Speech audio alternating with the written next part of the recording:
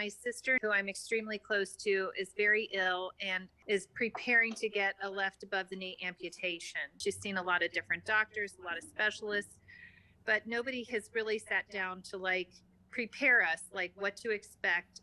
She's having a hard time making the decision to make that appointment to go in and have her leg amputated. Amputees are less than 1% of the population.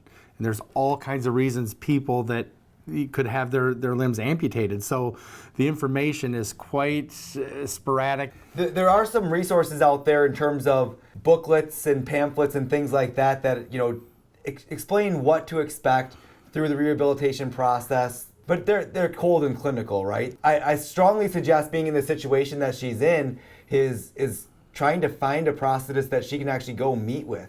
Go face to face while she's trying to gather information and trying to make a decision like this. Go talk to somebody, go into their office, see things firsthand and put your hands on them, see what this is going to be like.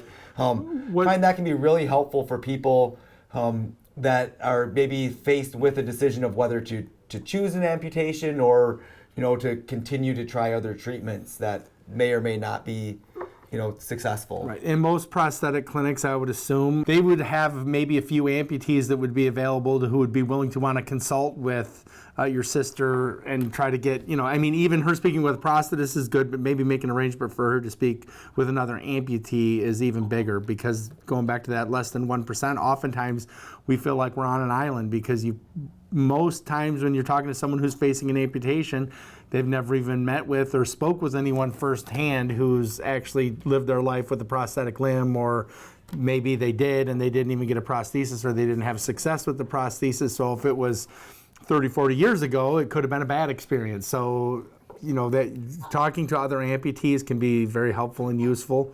That's why we mentioned we have other people here who are going to be amputees, and if they want to chime in and they have some advice, that's a very good resource to try to get some information as well.